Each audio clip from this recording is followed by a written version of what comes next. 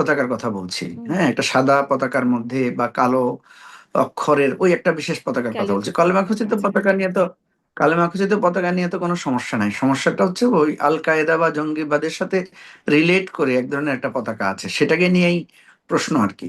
তা আমার মনে হয় যে আপনি যেটা বলছেন যে এগুলো বিভিন্ন জায়গায় করা হচ্ছে, দু চারটা জায়গায় যদি এটা তদন্ত করে দেখা যায় যে এটা কি রিয়েল কোনো কিছু না এটা কোনো এজেন্সি বা কারো দ্বারা প্রভোগ করা হচ্ছে, আমার কাছে এটাকে সবসময় মনে হয়েছে যে এটা একটা প্রভোকেশন। হঠাৎ হঠাৎ করে এগুলো হয়, আপনি দেখবেন আবার কিছুদিন এগুলা কোনো খোঁজ খবর থাকবে না। রিসেন্টলি যেহেতু আমাদের দেশে সাম্প্রদায়িক কিছু ইস্যু সামনে এসেছে, ভারতে এক ধরনের উত্তেজনা, বিভিন্ন লোক মানে মুসলিম জনগোষ্ঠীকে ধরে বাংলাদেশে মাইগ্রেট করে দেওয়ার, বাংলাদেশে পোষিন করার একটা প্রবণতা চলছে, সেখানে কিছু উত্তেজনাকর ধর্মীয় উস্কানিমূলক বক্তব্য এসেছে। বাংলাদেশেও এই কয়েকদিন আগে আপনি দেখবেন যে ঝিনেদা বা বিভিন্ন অঞ্চলে এই ধরনের কিছু ঘটনা ঘটেছে। তো এই জিনিসগুলোকে রিলেট করার জন্য এটার একটা যোগসাজশ থাকতে পারে।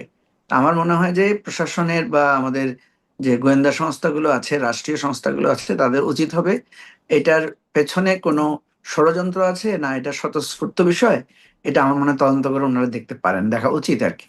জি, নিশ্চয়ই। সেটি তো বটেই। কিন্তু এই তদন্তের জায়গায় বিভিন্ন অনেকগুলো প্রশ্ন হয়তো সামনে করব। তদন্ত করে দেখে অনেক কিছু বিষয় আর কিছু জানা যায় না। আমি আপনার কাছে একটু এবারে জুলাই অভ্যুত্থান প্রসঙ্গে আসি। ২ বছর হয়ে গেল জুলাই অভ্যুত্থানের। আম নিশ্চয়ই অনেক প্রত্যাশা নিয়ে তখন একটা অভ্যুত্থানে সবাই ছিলাম, বা সবার সমর্থন ছিল। সেখানে এই ২ বছর পরে সেই প্রত্যাশার জায়গায় কি মানে কোথায় আপনি মনে হচ্ছে যে প্রত্যাশার ১০ এ প্রত্যাশার পূরণ হলো কত? আপনার যদি নাম্বার দিতে বলি। তারপরে একটু আসলে উদ্দেশ্য নিয়েও কথা বলব। জুলাই অভ্যুত্থানটা অ্যাকচুয়ালি আমরা তো বলি যে ৩৬ জুলাই বা ৩৬ দিনের একটা কম্প্যাক্ট লড়াইয়ের কথা। আর এর বাইরে আমাদের দীর্ঘ ১৫-১৬ বছর ধরে এক ধরনের লড়াই ছিল, যেটা গণতন্ত্র বা ভোটাধিকার বা আর অন্যান্য বিষয়ে যে দেশে লুটপাট, খুন, রাহাজানি বিস্তৃত ছিল। এগুলো সার্বিক বিষয়ে আমরা সরকার পতনের একটা আন্দোলন বারবার উঠেছিল প্রত্যেক ইলেকশনকে কেন্দ্র করে। জুলাইতে আন্দোলনটা শুরু হয়েছিল একটা প্রতীকী একটা কোটা সংস্কার আন্দোলন ১৮-তে হয়েছিল। এই ১৮-র কোটা সংস্কার আন্দোলনের প্রেক্ষিতে তৎকালীন মানে স্বৈর শাসক শেখ হাসিনা উনি কোটা বাতিল করে দিয়েছিলেন। ১৮ সালের যে আন্দোলনটা হয়েছিল ওটা কিন্তু কোটা বাতিলের আন্দোলন ছিল না, ওটা ছিল কোটা সংস্কারের আন্দোলন। তো কোটা যখন বাতিল করে দেওয়া হয়, যে এটা নিয়ে আর এটা এটা মানে মোটামুটি স্থিমিত হয়ে যায়, আন্দোলনটাও ঠিক হয়ে যায়, সব ছাত্ররা আবার এটাকে স্বাভাবিকভাবে নেয়। কিন্তু হঠাৎ করে ২৪-এ আপনি আপনার মনে থাকার কথা যে আদালতের মাধ্যমে এটাকে সামনে আনা হয়েছে যে কোটা বাতিলের যে সিদ্ধান্ত সেটাই আদালত বাতিল করে দিয়েছে। এর প্রেক্ষিতে ঢাকা বিশ্ববিদ্যালয় থেকে প্রথম আন্দোলনটা শুরু হয়। ওই আন্দোলনটা কিন্তু ঢাকা বিশ্ববিদ্যালয় কেন্দ্রিক, ঢাকা কেন্দ্রিকই এটা সীমাবদ্ধ ছিল। কিন্তু পরে দেখা গেছে যে এই আন্দোলনটাকে দমন করতে গিয়ে একেবারে মানে এরপরে নানা উস্কানি, এখানে ধরেন ছাত্রদেরকে বলা হয়েছে রাজাকারের নাতিপুতি, এটা একটা ট্রিগার করে।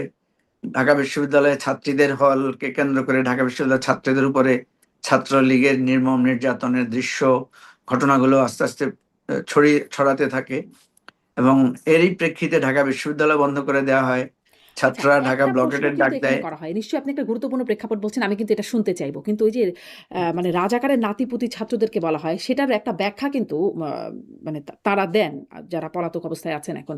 তাদের পক্ষে দেখা যায় তারা তো আসলে ছাত্রদেরকে রাজাকারের নাতি-পুতি বলা হয় নাই। মানে সেই ইয়েটাও শুনি, মন্তব্যটাও শুনি। বেশ শেখ হাসিনা খুব মোটামুটি রাগের সহিত বলছে যে, মুক্তিযুদ্ধের নাতি-পুতিরা কোটা পাবে না তো কি পাবে রাজাকারের নাতি-পুতিরা? তো এখানে ছাত্রদেরকে আসলে রাজাকারের নাতি-পুতি কোথায় বললেন? এটা আপনার মনে থাকার কথা, এর আগেও যখন কোটা সংস্কার আন্দোলন হচ্ছিল তখন কিন্তু এই আন্দোলনকারীদেরকে মতিয়া চৌধুরী, প্রয়াত মতিয়া চৌধুরী, উনিও কিন্তু রাজাকারের সেটা তো মানে ২০১৮ নাতিপতি বা আন্দোলনের রাজাকারের কথা বলছেন ছেলে না? বলে। হ্যাঁ, ২০১৮-র কথা। তো ফলে ওইটা ওই সময়ও কিন্তু এটা নিয়ে সিরিয়াসলি ট্রিগার করেছিল। এখানে যেটা হয়েছে অ্যাকচুয়ালি ওই যে আপনাকে যেটা বলি না, সেটা হলো যে বডি ল্যাঙ্গুয়েজ এবং কথা বলার ধরন। প্রধানমন্ত্রী যখন ছাত্রদেরকে উদ্দেশ্য করে যখন একজন সাংবাদিক প্রশ্ন করলেন যে মানে মুক্তিযুদ্ধের ইয়ারা কোটা পাবে না তাহলে কারা পাবে, রাজাকারের, এই প্রশ্নটা আসাতেই তখন সেটা ঢাকা বিশ্ববিদ্যালয়ের বিক্ষোভটা ছড়িয়ে পড়ে। ঠিক আছে, ব্যাখ্যা আপনি কি দিয়েছেন পরে সেটা আলাদা জিনিস, কিন্তু আপনি কি বুঝাতে চেয়েছেন যারা আন্দোলন করছে তাদেরকে যে আপনি অবজ্ঞা করেছেন, তাদেরকে যে আপনি যাচ্ছে তাই ভাবে তাদের সাথে আচরণ করছেন, সেটা হচ্ছে মুখ্য বিষয়। তো এই আন্দোলনটা যখন ছড়িয়ে পড়ে, বিশ্ববিদ্যালয় বন্ধ ঘোষণা করা হয়, এরপরে আপনার সোশ্যাল মিডিয়া ব্লক করে দেওয়া হয়, অর্থাৎ ইন্টারনেট পর্যন্ত বন্ধ করে দেওয়া হয়। এবং ঢাকা বিশ্ববিদ্যালয় বন্ধ করার পরে যেটা হয়েছে, এই আন্দোলনটা আপনার প্রাইভেট ইউনিভার্সিটিতে ছড়িয়েছে, এবং এটা এক পর্যায়ে মাদ্রাসার ছাত্র থেকে শুরু করে সারা বাংলাদেশের ছাত্রদের মধ্যে এই আন্দোলনটা বিস্তৃত হয়েছে। এরপরে বেসিক্যালি এই আন্দোলনটা মানে ট্রিগার করে হচ্ছে রংপুরে একটা ছাত্র, যিনি আবু সাইদ, যাকে পুলিশ খুব কাছ থেকে গুলি করে হত্যা করে। এবং সে ছেলেটা নিরস্ত্র ছিল, একটা লাঠি হাতে সে প্রতিবাদ করছিল। এবং পরপর অনেকগুলো ঘটনা ঘটে। ঢাকায় মেয়ের মুগ্ধ একটা ছেলে পান করাচ্ছিল, তাকে মারা হয়। এই হত্যাকাণ্ডের ঘটনাটা সারা বাংলাদেশে বিক্ষোভটা বিস্তৃত হতে থাকে, এবং এটা একটা পর্যায়ে গিয়ে সাধারণ জনগণের আন্দোলন হয়ে পড়ে। এরপরে যখন ঢাকায় আপনার একটা গণহত্যার মতো ঘটনা ঘটে, পুলিশ হেলিকপ্টার থেকে গুলি করে মানুষ মারে, এটা তখন আস্তে আস্তে একটা বিশদ জায়গায় চলে যায়। আমি যেটা বোঝাতে চাচ্ছি, যে একটা বৈষম্য কোটার আন্দোলন ধীরে ধীরে এটা সরকারের পতনের আন্দোলন। হুম। এবং একটা পর্যায়ে গিয়ে, যেহেতু আপনি জানেন যে রাজনৈতিক দলগুলো একটা সংস্কার প্রস্তাব দিয়েছিল অনেক আগ থেকে, 31 দফা একটা সংস্কার প্রস্তাব ছিল বিএনপি সহ তার সমমনা দলগুলোর। তো এটা কাঙ্ক্ষিতভাবেই এক ধরনের আশা জাগ্রত হয় যে আমরা এই সরকারকে পতন ঘটিয়েছি এবং আমরা একটা নতুন সংস্কার যুক্ত বাংলাদেশ চাই। এবং আপনার মনে আছে যে জুলাই অভ্যুত্থানের পরে যে 18 মাসের যে সরকার ছিল, সরকারের কাছে সকলের তিনটা দাবি ছিল মৌলিক। একটা হচ্ছে সংস্কার, একটা হচ্ছে বিচার, আরেকটা হলো নির্বাচন। তো আমরা যেটা দেখেছি, সংস্কার এবং বিচারের জায়গায় সরকার পরিপূর্ণ সফল হতে পারে নাই, নানা কারণে। তাদের ব্যর্থতা, তাদের সহযোগিতার অভাব বা নানা ধরনের বিষয় সেখানে আছে, অযোগ্যতা। আর সবচেয়ে বড় কথা হচ্ছে, দেশ তো একটা ভয়ানক শূন্যতা ছিল। তো সব মিলিয়ে একটা নির্বাচন হয়েছে। আপনি যেটা বলেছেন, আমরা যদি 100-তে মার্কিং করি যে জুলাই অভ্যুত্থানে আমরা কি পেয়েছি, প্রথম কথা হচ্ছে আমরা তো একটা সরকার যে চেপে বসেছিল আমাদের অবৈধভাবে, তাকে আমরা সরাতে পারছিলাম না। সে নির্বাচনও দিচ্ছিল না, নির্বাচন যেগুলো দিচ্ছিল সবগুলো সে ভোট আবার নিজে নিয়ে যাচ্ছিল। তাহলে জুলাই অভ্যুত্থানের প্রথম সাফল্য হচ্ছে আমরা ওই রকম একটা চাপিয়ে দেওয়া সরকারকে আমরা সরাতে পেরেছি। এবং সরানোটা হচ্ছে একটা ঐতিহাসিক ঘটনা, যেটা কি অতীতে আমরা ধরুন এরশাদেরও পতন হয়েছে, এরশাদকে হয়তো বিচারের মুখোমুখি করা হয়েছে, সে জেলে গেছে, কিন্তু এরশাদের দলের সবাই একেবারে রাতারাতি পালিয়ে যায় নাই। হ্যাঁ, তারপরে তাদের অন্যান্য অংশীদার যারা, ধরেন প্রশাসনে যারা, তারপরে মিডিয়াতে যারা, বা আইন অঙ্গনে যারা, ম্যাসিভ আপনার মানে সরে যাওয়া, পালিয়ে যাওয়া বা আত্মগোপনে চলে যাওয়ার ঘটনা ঘটে নাই। এবারে যেটা ঘটেছে, অভ্যুত্থানের মধ্য দিয়ে পুরো সম্প্রসারণবাদী দখলদারিত্ব যেটা ছিল সেটা পুরোটাই দেখা গেল যে রাতারাতি সবাই পালিয়ে গেছে হ্যাঁ, বিভিন্ন পালিয়ে দিকে। গেছে। কিন্তু ওইখানে তো একটা এই কথা মনে পড়ল। হাসনাত আব্দুল্লাহ সংসদে বলেছেন, বসুন্ধরা গ্রুপের কথা সম্প্রতি সমালোচনা করেছেন। তখন আসলে দেখা গেল বসুন্ধরা গ্রুপের যে মানে মিডিয়াগুলো আছে তারা বেশ অভিযোগের একটা ডালি খুলে বসলেন হাসনাত আব্দুল্লাহর বিরুদ্ধে। কিন্তু মানে প্রশ্ন উঠছিল, একটু আগেও কথাতে প্রশ্ন উঠছিল একটা আয়োজনে যে সেই মিডিয়ার মালিক তাদেরকে ধরা হলো না, বা যেই মালিকরা গিয়ে সমর্থন দেওয়ার কথা বলেছে তাদের বিরুদ্ধে কোনো রকম, মানে যদি এটা ব্যবস্থা নেওয়ার মতো অপরাধ হয়ে থাকে তাদের বিরুদ্ধে কিছু হলো না, কিন্তু সাংবাদিকদের বিরুদ্ধে তারা এখনো পর্যন্ত জেলে আছেন। যেই বৈষম্য মুক্তের কথা বলেছিলেন, মানে টাকা বেশি থাকলে তারা আসলে বেশি ছাড় পাওয়ার মতো, কম থাকলে তাদেরকে ধরা যায়, ব্যাপারটা কি এরকম একটা জায়গায় চলে গেছে পরবর্তীতে এসে তাদের বিরুদ্ধে কারো বিরুদ্ধে কিছু হয় নাই? না, প্রথম কথা হচ্ছে বিরুদ্ধে কি হবে? বিরুদ্ধে যেটা হওয়ার সেটা তো আইনগতভাবে হবে, তাই না? হলো না তো। একটা জিনিস হচ্ছে, সাংবাদিকদের বিরুদ্ধে যা হলো আইনগতভাবে হলো। তারা হত্যা মামলার আসামি হয়ে ২ বছরের মতো মানে কারাগারে আছেন। না এটা কি না, আইনগত ব্যাপার? আমি আপনাকে বলছি, এখানে যে দুইটা সংকট হয়েছে দেখেন। একটা হচ্ছে যে যারা আমাদের বিরুদ্ধে এত বড় একটা অন্যায়, অত্যাচার, শাসন চাপিয়ে দিল, তাদের বিরুদ্ধে আমরা এখন কি করব? আওয়ামী লীগ বলেছে যে 5 লক্ষ লোক মারা যাবে, 10 লক্ষ লোক মারা যাবে, এ ধরনের তারা আশঙ্কা করেছিল। প্রথম কথা হচ্ছে, আপনার মনে থাকার কথা, জুলাই অভ্যুত্থানের পরবর্তীতেই রাজনৈতিক দলের নেতারা, সেনাবাহিনী সবাই সহ মিটিং করে বলেছে যে মানে এখন থেকে আর কোনো নৈরাজ্য বা এখন থেকে আর কোনো ধরনের মব বা এখন থেকে কোনো ধরনের বিশৃঙ্খলা করা যাবে না। তারপরেও বিশৃঙ্খলা হয়েছে, হয় না যে তাই না। সেখানে দেখা গেছে যে একটা ব্যাপক বিশৃঙ্খল অবস্থার মধ্যে শান্তিপূর্ণ অবস্থায় আনার জন্য অনেক চেষ্টা করে। এবং আপনি জানেন যে রাতভর ছাত্ররা কিন্তু বিভিন্ন জায়গায় পাহারা বসিয়েছে, রাস্তায় রাস্তায় বিভিন্ন রকমের দুর্ঘটনা ঘটছিল, বাড়িঘরে হামলা হচ্ছিল। ডাকাতি, গণডাকাতির মতো ঘটনা ঘটছিল, পুলিশ ছিল না। এরকম পরিস্থিতিতে দেশের আইন শৃঙ্খলা পরিস্থিতি একেবারেই মানে বলা যায় যে পুলিশ, ইভেন থানাগুলো পর্যন্ত ইনসিকিউর ছিল। আর্মি গিয়ে থানাগুলোকে নিরাপত্তা দিতে হয়েছে। বহু থানা লুটপাট হয়েছে, বহু থানা থেকে মানুষ বিভিন্নভাবে মানে ভাঙচুর, জ্বালাও পোড়াও করেছে। এরকম একটা গণ অভ্যুত্থান, গণবিক্ষোভের পরে পরিস্থিতি স্বাভাবিক করার চেষ্টায় আমরা কয়েকটা জিনিস দেখলাম আপনার কথার আলোকে। সেটা হচ্ছে কিছু লোক পালিয়ে গেছে, কিছু লোক নানাভাবে নানা আশ্রয়ে, শেল্টারে নানাভাবে অবস্থান করেছে। তো এই জায়গায় আমাদের রাষ্ট্রের থেকে যেটা করা দরকার সেটা হচ্ছে সুনির্দিষ্ট অপরাধের ভিত্তিতে আইনানুগ ব্যবস্থা নেওয়া।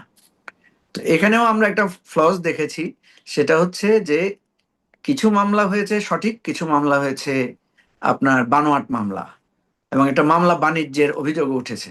আপনি দেখবেন, আপনি যদি পত্রপত্রিকা দেখেন, তখন তৎকালীন আইন উপদেষ্টা আসিফ নজরুলের অনেকগুলো বক্তব্য এসেছে যে বানোয়াট মামলায় অনেক নামে বেনামে আসামি করা হয়েছে। একটা গণ অভ্যুত্থানের পরে নানা রকমের সুযোগ সন্ধানী, নানা রকমের পরিস্থিতি থাকে, সে সমস্ত পরিস্থিতিগুলো ছিল। সেজন্য আপনি যেটা বলেছেন, এখানে সঠিকভাবে কেউ কেউ বিচারের সম্মুখীন হয়েছেন, কেউ পালিয়ে গেছেন, কেউ আবার নানা আশ্রয়ে, শেল্টারে আর অর্থের জোরে বা বিভিন্নভাবে তারা নানাভাবে অবস্থান নিয়েছেন। তবে এগুলো আস্তে আস্তে আস্তে আস্তে কিন্তু প্রসিড করবে। আপনি দেখেন, আওয়ামী লীগ তো শুধু জুলাইতে অত্যাচার করে নাই, আওয়ামী লীগ কিন্তু 15 বছর ধরে নানাভাবে অত্যাচার করেছে, নানা ধরনের গুম খুনের ঘটনা ঘটেছে। প্রত্যেকটা ঘটনারই বিচার আস্তে আস্তে শুরু হবে এবং সেগুলো যাবে। এটা সরকার আজকে, আপনি দেখেছেন যে সরকারের পক্ষ থেকে আজকে কঠিন কিছু কথাবার্তা তারা বলেছেন। তো একটা সময় হয়তো আপনি যাদেরকে ইঙ্গিত করেছেন তাদেরকেও আইনের আওতায় আসবে। এবং যেহেতু আমাদের অনেক দাবি, অনেক আসলে আসবে কিনা, মানে কারণ হাসনাত আব্দুল্লাহ কিন্তু অভিযোগ করছেন আন্ডার টেবিল কোনো সমঝোতা হয়েছে কিনা। এর আগে এস আলমের সাথেও আন্ডার টেবিল সমঝোতা, মানে ঠিক আন্ডার টেবিল শব্দটা সেই সময় ব্যবহৃত না হলেও সমঝোতা বা তাকে আবার পুনর্বাসনের চেষ্টা করা হচ্ছে কিনা, এই অভিযোগগুলো এসেছে। ফলে ওই জায়গায় প্রশ্ন রয়েই যায়। 2 বছর হয়ে গেল, সাংবাদিকরা 2 বছর ধরে জেলখানায় রয়ে গেল, সেই মিডিয়ায় যারা কাজ করেন তারা জেলখানায় রয়ে গেল, ওনারা আরো ব্যবসা সম্প্রসারণ করছেন বিভিন্ন জায়গায়। যা হোক, এটি আসলে আইন কতটা আর আসলে মানে হ্যাঁ, টাকা এখানে কতটা। এখানে আরো মজার ঘটনা আছে, সেটা তো আপনিও জানেন, যে টেলিভিশন গুলোতে কিন্তু আবার দেখা গেল যে বিএনপি পন্থী বা আন্দোলন পন্থী কিছু সাংবাদিকেরা গিয়ে সেখানে কিন্তু আবার তারা উচ্চ পদে দখল আসীন করেছেন। হয়েছেন, হুম। আসীন হয়েছেন, দখল করেছেন, যেভাবে আপনি বলেন। তো আসীন হওয়ার কারণে স্বাভাবিকভাবেই তারা মালিক পক্ষকে সাথে তো নিশ্চয়ই এক ধরনের মানে আলাপ আলোচনা না করলে তো এভাবে হয় নাই। হুম।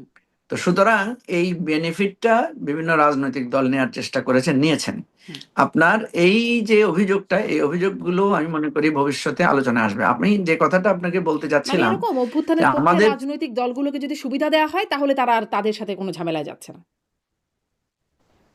দেখেন, অনেক ধরনের কথা আমরা শুনি। প্রথম কথা হচ্ছে যে সুবিধা একসময় নিয়েছেন, পরে কিন্তু আবার সেই সুবিধার যখন বন্ধ হয়ে গেছে তখন আবার ঘাড় মটকে ধরেছেন। এ ধরনের ঘটনাও ঘটেছে হুম। এবং এগুলো ঘটবে। আমি আপনাকে বলি, প্রত্যেক কিছুরই কিছু মানে কিছু নেতিবাচক দিক আছে। আর আমি তো আপনাকে বললাম যে এই যে মামলা বাণিজ্য যারা করেছেন তারা কারা করেছেন, খোঁজ নিলে দেখবেন হয় বিএনপি লোকেরা করেছেন, যদি জামাতের লোকেরাও করে থাকেন বা এনসিপি লোকেরা করে থাকেন, তাদের বিরুদ্ধে অভিযোগ আছে যে মামলা বাণিজ্য, মামলার ভয় দেখিয়ে বহু লোক থেকে বিভিন্নভাবে সুবিধা নেওয়া হয়েছে। আমি তো আপনাকে বলছি যে গণ অভ্যুত্থানের পরে নানা রকমের পরিস্থিতি আমাদেরকে ফেস করতে হয়েছে, পরিস্থিতি মোকাবেলা করতে হয়েছে। এবং এই ধরনের কথাও এসেছে যে যারা এক সময় মজলুম ছিলেন তাদের মধ্যেও কারো কারো এক ধরনের জালেম হওয়ার প্রবণতা লক্ষ্য করা যাচ্ছে। তো এই জিনিসগুলো নিয়ে আমাদের কিন্তু একাধিকভাবে আমাদেরকে ফাইট করতে হয়েছে। তো আমি আপনাকে যেটা বলছি, জুলাই অভ্যুত্থানের প্রেক্ষিতে আমরা যে একটা ঘুরে দাঁড়ানো বাংলাদেশ দেখতে চেয়েছিলাম, সেই বাংলাদেশের জন্য আমরা এখনো সংগ্রাম করছি। আমাদের বড় প্রাপ্তি হচ্ছে শেখ হাসিনা পালিয়ে গেছে, আওয়ামী লীগের স্বৈরতন্ত্র থেকে জাতি মুক্ত হয়েছে, এবং বিভিন্ন জায়গায় যারা নিঃসন্দেহে সেই লুটেরা প্রাপ্তিটা ছিলেন, একদম চাক্ষুষ দেখা যাচ্ছে, সেই প্রাপ্তিটা যারা একদম চাক্ষুষ, লুটেরা কিন্তু ছিল যেই যারা জিনিসটাতে লুটেরা প্রশ্ন। ছিল তাদের তাদের কবল থেকে আমরা মুক্তি পেয়েছি, এটা একদম। কিন্তু কিন্তু এখন এখন যারা যে জিনিসটা ক্ষমতাসীন আমরা বা পাইনি। জুলাই অভ্যুত্থানের পরে যারা ক্ষমতাসীন হলো, তাদের কবল থেকে এখন সেই আওয়ামীপন্থী বা আওয়ামী সমর্থক যারা আসলে অপরাধী না, তারা তো মুক্তি পাচ্ছেন না। মানে বা ধরেন ছাত্রলীগ করেছে, বিভিন্ন রকম জায়গায় ছিল, কিন্তু তারা তো এখন আর মুক্তি পাচ্ছে না। মানে যেমন আপনারা ধরেন জামায়াত শিবির বা বিভিন্ন বিরোধী পক্ষে রাজনীতি করার কারণে কোনো রকম অপরাধের ছাড়াও যেমন আপনাদের নানান রকম মামলা, হামলা, হয়রানির শিকার হতে হয়েছে, নির্যাতনের শিকার হতে হয়েছে। একই রকম অভিযোগ যদি তারা করেন তাহলে তো জাস্ট কয়েনটা উল্টালো, আর তো কিছু পরিবর্তন হলো? মানে তাদেরও একটা বড় অংশ আছে, তারাও তো নির্যাতিত হচ্ছে। হ্যাঁ, এটা যদি এই কথাটা খুব গুরুত্বপূর্ণ কথা আপনি তুলেছেন। প্রথম কথা হলো, যারা নির্যাতন করেছেন, যারা অন্যায় করেছেন, যারা অত্যাচার করেছেন, তাদের কি হওয়া উচিত? একটা শাস্তি, প্রশ্ন। শাস্তি হওয়া উচিত, বিচার নাম্বার হওয়া ওয়ান। উচিত। এখন কথা হচ্ছে যারা অন্যায় অত্যাচার করেন নাই, ঠিক আছে, যারা সাপোর্ট করেছেন, হ্যাঁ, তাদের কি হওয়া উচিত? কারণ এরকম একটা পরিস্থিতিতে আপনি দেখেছেন যে, বা আপনিও জানেন যে, আওয়ামী লীগের কিন্তু মাত্র 3 থেকে 4% বা 5% লোকেরাই পালিয়ে গেছে, আর 95% লোকেরাই কিন্তু এখন দেশেই আছেন। ঠিক আছে? তো সুতরাং তারা তো দেশে আছেন, কোনো না কোনো ভাবে আছেন। কিভাবে আছেন? এই যে আপনি একটু আগে বললেন যে, যারা এক ধরনের দোসর তারা তো সুবিধায় আছেন, এই ধরনের নানা ফাঁক ফোকরে নানা ধরনের সুবিধার মধ্যে তারা আছেন। এখন প্রশ্ন হচ্ছে, আমরা কি এই ধরনের ফাঁক ফোকর সুবিধার মধ্য দিয়ে তাদের বিষয়টা বিবেচনা করব, নাকি একটা ন্যাশনাল রিকনসিলিয়েশনের ব্যবস্থা করব? হুম। আমরা প্রস্তাব দিয়েছি যে, আমাদের এই বিভাজন দূর করতে হলে আমাদের একটা রিকনসিলিয়েশন প্রসেসের মধ্যে যেতে হবে। এখন আওয়ামী লীগের কারা অত্যাচার করেছে, কারা অন্যায় করেছে, কারা গণহত্যাকে সুবিধা দিয়েছে, কারা এই সময় শেখ হাসিনাকে ফ্যাসিবাদ হওয়ার ক্ষেত্রে সাহায্য করেছে, আর কারা করে নাই, এদেরকে আমরা আলাদা করব কিভাবে? যেই লোকটা শেখ হাসিনাকে সাপোর্ট করেছে, সমর্থন দিয়েছে, কিন্তু তার জন্য হয়তো অস্ত্র ধরে নাই, তার জন্য লাঠি ধরে নাই, এই লোকটাকে তো নিজে থেকে এসে বলতে হবে। যেমন আমরা অবাক হচ্ছি যে, এখন পর্যন্ত আওয়ামী পন্থী একজন লোককেও আমরা দেখি নাই যে শেখ হাসিনাকে সে নিন্দা করেছে, যে শেখ হাসিনা ভোট চুরি করেছে, শেখ হাসিনা লুটপাট করেছে, গুম খুন করেছে, এটার ব্যাপারে তারা প্রকাশ্যে এখনো কোনো নিন্দা করে নাই। এখন যদি সে নিন্দা না করে, সমাজ তো তাকে বিবেচনা করবে যে সে ফ্যাসিবাদের দোসর বা ফ্যাসিবাদের দালাল। ফলে দেখা যাচ্ছে, সে যখন আবার সমাজে কোনো ধরনের ইস্যুতে, যেমন আপনি যদি এখন বিএনপির কোন একটা সমালোচনা করেন, তখন বিএনপির লোকেরা তাকে ধরবে যে, তুমি মিয়া আওয়ামী লীগের সমালোচনা করো না, এখন আমাদের সমালোচনা করতেছে কোনো। এই জিনিসগুলো, সামাজিক সমস্যাগুলো রয়ে যাচ্ছে। আমরা চেষ্টা তো করছি এখন যেটা, ধরেন বা আমরা আওয়ামী যেটা লীগের চাই। সমালোচনা করতে হবে। ধরেন আপনাদেরও নানান বিষয়ে সমালোচনা করা আছে। আগের পরের বিভিন্ন সময়ের কথা বলছি। এখন একজন ব্যক্তিকে কি তার অবস্থান পরিষ্কারের জন্য সবার সমালোচনা শুরু করে দিতে হবে যে আওয়ামী লীগ এই খারাপ কাজ করেছে, তার আগে ওরা এই খারাপ কাজ করেছিল, তার আগে তারা করেছিল। মানে এভাবে একে সমালোচনার ডালি একটা খুলে বসতে হবে নাকি? না, কথা হচ্ছে, আপনি যদি সমালোচনা করেন, হ্যাঁ, আপনি যদি আমার সমালোচনা করেন, আমিও তো আপনার করার অধিকার রাখি, রাখি না? নিশ্চয়ই, নিশ্চয়ই। হ্যাঁ, তো আপনি যদি আমাকে বলেন, এই মিয়া আপনি এখানে থুতু ফেলছেন কেন, হুম, ঠিক আছে, তখন আমি তো আপনাকে প্রশ্ন করবো স্বাভাবিকভাবে যে, আগে যারা থুতু ফেলছে, আপনি তাদের থুতু ফেলাটা দেখেন নাই, তখন বলেন নাই কেন? হুম। এই তর্কগুলো হচ্ছে আর কি। আমি আপনাকে যেটা বলতে চাচ্ছি, না যে কিন্তু এই যেটা মুজিবুর তর্কগুলো। রহমান আমার একটা মানে বেসিক প্রশ্ন। খুবই ভালো কথা যে আগে বলেন নাই কেন? যে আগেও তো মানুষ ফেলছে, তখন তো বলেন নাই। কিন্তু তাই বলে কি এখন ফেলছে এটা বলার হুম। সমস্যা আছে? যে এখন আমার সমস্যা হচ্ছে এটা ফেলাতে। ফলে আমি এখন বলছি যে আপনি কেন ফেলছেন? না, না, আমি সমস্যার কথা বলি নাই তো আপনাকে। আমি বলছি, আমি আপনাকে জিজ্ঞেস করতে পারবো কিনা। নিশ্চয়ই। হ্যাঁ। মানে আপনি যখন বলছেন থুতু ফেলছো কেন, আমি আপনাকে এটা জিজ্ঞেস করতে পারবো কিনা, যে হুম, আগে যে থুতু ফেলছে তখন তুমি কিছু বলো নাই কেন, হুম। এটা বলতে পারবো কিনা? অবশ্যই জিজ্ঞাসা করাতে তো কোনো সমস্যা নেই। হ্যাঁ, এটা এই সমস্যাটাই হচ্ছে। যখনই যখনই এমন সুশীল লোকেরা, হুম, ধরেন শিল্পী, সাহিত্যিক, কবি, যারা এখন এসে অভিযোগ করছেন, অতীতের অভিযোগকে করেন না বা অতীতকে সাপোর্ট দিয়ে গেছেন, ঠিক আছে, স্বাভাবিকভাবে দেখা যাচ্ছে এই দ্বন্দ্বটা তৈরি হচ্ছে। এই দ্বন্দ্বটা তখনই দূর করা যাবে যখন আমরা দুই পক্ষ একটা সমঝোতায় আসব। যেমন আপনি যেটা বলেছেন, খুবই ভালো কথা। আমি বলবো যে, ঠিক আছে, অতীতে তুমি থুতু ফেলেছো, কিছু বলো নাই, ঠিক আছে, এখন তুমি আমি আমার থুতু ফেলার জন্য তুমি যথেষ্ট বলতে পারো। এটা যদি আমি উদারভাবে গ্রহণ করি, সেটা একরকম হবে। আর যদি আপনি উদার হন, যে ভাই আমি আগে বলতে পারি নাই, ভুল করেছি, বাট আমি চাই আপনারা আর ভুলটা করেন না। সুতরাং দুই পক্ষেরই এখানে এক ধরনের উদারতা লাগবে।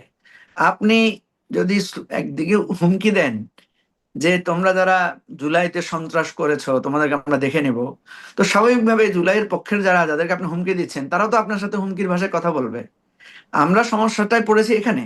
আপনি যে বলছেন যে, আমরা একটা জায়গায় যে অতীতে যা হয়েছে, অতীতে কি হয়েছে, বিএনপি ক্ষমতায় আসলে আওয়ামী লীগের লোকেরা পালিয়ে গেছে, আওয়ামী লীগ ক্ষমতায় আসলে বিএনপি লোকেরা পালিয়ে গেছে। তো এইটা যদি চলতে থাকে, একবার একদল পালাবে, একদল বসবে, এটা তো একটা জায়গায় থামাতে হবে, তাই না? থামাতে হলে দুই পক্ষকেই এক ধরনের রিকনসিলিয়েশনের জায়গায় আসতে হবে। তো যারা ধরেন ক্ষমতায় রিকনসিলিয়েশন এর জায়গা বসেছে। তো এখন তাদের আসতে হবে না যারা আসলে ক্ষমতায় আপনি বলছিলেন মনে হয়, আমি মনে হয় মাঝখানে ইন্টারাপ্ট করে ফেললাম। যে ক্ষমতায় আপনি বলছিলেন হুম। আসলে ক্ষমতায় বসেছে বা যারা এখন বিজয়ীর পক্ষ, রিকনসিলিয়েশন কি আসলে পরাজিত পক্ষ করতে পারবে নাকি বিজয়ী পক্ষই করতে পারে? না, রিকনসিলেশনের দায়িত্ব মানে যারা ক্ষমতায় আছে তাদের, হুম হুম কিন্তু আপনার পরাজিত পক্ষের সাহায্য তো লাগবে। কথা বুঝেন নাই? পরাজিত পক্ষকে তো সেটার জন্য মানে সাড়া দিতে হবে। পরাজিত পক্ষ যদি সারাক্ষণ আপনাকে হুমকি দিতে থাকে, তখন আপনি কিভাবে রিকনসিলেশনের পথটা উন্মুক্ত করবেন? আপনি দেখেন শেখ হাসিনা অনবরত হুমকি দিয়ে যাচ্ছে, আওয়ামী লীগ পন্থী লেখকরা বিভিন্নভাবে তারা এক ধরনের উস্কানিমূলক কথা বলে যাচ্ছে, যার কারণে এই জায়গাটা থামানো যাচ্ছে না। হুম। আমরা যারা মধ্য জায়গা থেকে দুই পক্ষকে মিলিয়ে একটা মানে ভালো স্টার্টিং এ যাব, সেই জায়গাটা সুযোগটা আমরা পাচ্ছি না। এটাই হচ্ছে সমস্যা। তবে আমি আপনাকে বলি, সেটা হচ্ছে যে যেহেতু বিএনপি তার রাজনৈতিক অঙ্গীকারের মধ্যে রিকনসিলিয়েশন এন্ড ট্রুথ কমিশনের কথা বলেছেন, আমরাও কিন্তু অনবরত সেটা বলে যাচ্ছি যে রিকনসিলিয়েশন এবং ট্রুথ কমিশনের কাজটা করতে হবে। আমি কিন্তু আপনাকে এটা মানে যখন আমি আসলে আপনাকে এটা একই সাথে কথা আবার বলি। এগুলো ঘটনা ঘটছে, আপনি বলছেন পরাজিত শক্তি তো হুমকি দিয়ে যাচ্ছে। আসলে দেখা যাচ্ছে যে তারা নানান রকম সামাজিক যোগাযোগ মাধ্যম বা লেখনীতে নানান রকম হুমকি-ধামকি বা অশ্লীল শব্দেরও ব্যবহার করছেন। কিন্তু যখন আসলে মানে তাদের সম্পৃক্ততা, ছাত্রলীগ সম্পৃক্ততা বা আওয়ামী লীগ সম্পৃক্ততায় মানুষের বাড়িঘর দখল, ব্যবসা প্রতিষ্ঠান দখলের খবর পাওয়া যাচ্ছে বা এমনকি হত্যাকাণ্ডের শিকার হচ্ছেন, কখনো বা তুরাগে লাশ পাওয়া যাচ্ছে, কখনো ডিবি হেফাজতে তুলে নিয়ে গিয়ে তাদেরকে মানে এরকম ২-১ টা ঘটনা যখন ঘটে যাচ্ছে, আ মানে তখন তো সেটার একটা ভ্যালিডিটি হয়ে যায় কিনা যে মানে তারা এতটাই নির্যাতিত, এই জিনিসটা তারা পোর্ট্রে করার সুযোগ পায় কিনা যে আমরা এতটাই নির্যাতিত যে আমাদের দেয়ালে পিঠ থেকে গেছে, এই সুযোগটা তাদেরকে দেওয়া হচ্ছে কিনা? না, প্রথম কথা হচ্ছে যে তারা তো নাই। প্রথম কথা হচ্ছে আপনি একটা বলতে পারেন যে আওয়ামী লীগের কোন একটা জেলা সভাপতি বা সেক্রেটারি তারা এইভাবে আসছে বা তাদের নির্যাতিত হয়েছে, এই ধরনের কোনো ঘটনা কি আপনি জানেন? জানেন না তো। না, এই যে ধরেন কারণ ছাত্রলীগে মানে আপনার এক ছেলে মিছিল করতে গেছে, তার লাশ পাওয়া গেছে তুরাগে। আ উম তারপরে না, ধরেন এগুলা এটা তো প্রমাণ হয় না। এটা তো পুরাটাই মানে এটা তো চ্যালেঞ্জ করা হয়েছে যে এটার কোনো আপনার স্পষ্ট প্রমাণ পাওয়া যায় না, বরং মিথ্যা অভিযোগ আকারে দেখা হয়েছে সেটাকে। আমি বলছি না প্রথম একাংশ ওখানকার ছাত্রলীগের ফায়ার লাশটা সার্ভিস নয়। এবং নৌ পুলিশের বরাত দিয়ে বলছিল এই কথাটা। না, ঠিক আছে, কথা হচ্ছে যে আমি আপনাকে বলছি যে আইন শৃঙ্খলা পরিস্থিতি যে খুব ভালো হয়ে যাচ্ছে, ভালো হয়ে গেছে তা না। আমি আপনাকে বলছি যে ছাত্রলীগ যে চোরাগোপ্তা মিছিল করতেছে, মিছিলের যে ভাষা বা উস্কানি, প্রথম কথা হচ্ছে ছাত্রলীগ আওয়ামী লীগ তো এখন নিষিদ্ধ সংগঠন, হুম, ঠিক আছে? সুতরাং সে যদি মিছিল করে, সে যদি সমাবেশ করে, সে আইন লঙ্ঘন করেছে, তাকে আইন শৃঙ্খলা বাহিনী ওকে হেফাজতে নিবে।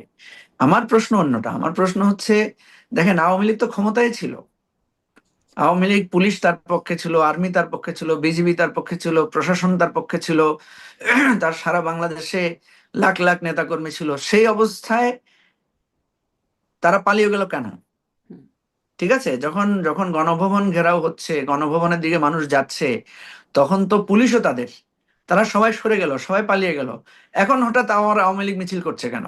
এই লোকগুলা তো তখনও ছিল, তখন তো তাদের হাতে ক্ষমতা ছিল, রাষ্ট্র ছিল, তখন তারা আসে নাই, এখন আসছে কেন? তাহলে এখন আওয়ামী লীগ নিষিদ্ধ, তারপরে সে যখন মিছিল করছে এবং মিছিলে যখন সে বোমা ফাটাচ্ছে, মিছিলে যখন সে পুলিশকে বলছে তোমাদেরকে মাইরা ফেলবো, ধরে ফেলবো, খায় ফেলবো, এ ধরনের কথা বলছে, আলটিমেটলি মনে হচ্ছে সে একটা উস্কানি দিচ্ছে, সে কিন্তু রিকনসিলিয়েশন চাচ্ছে না। হুম। এখন পর্যন্ত পরাজিত পক্ষ যদি নিজ থেকে না বলে যে আমাদের এই জায়গাটায় যা হয়েছে, এনাফ ইজ এনাফ, ঠিক আছে, আসেন আমরা বাংলাদেশের নাগরিক, আমাদেরও তো ভুল ত্রুটি হইতে পারে, আসেন ভুল ত্রুটি সেরে আমরা সবাই একসাথে বসবাস করি।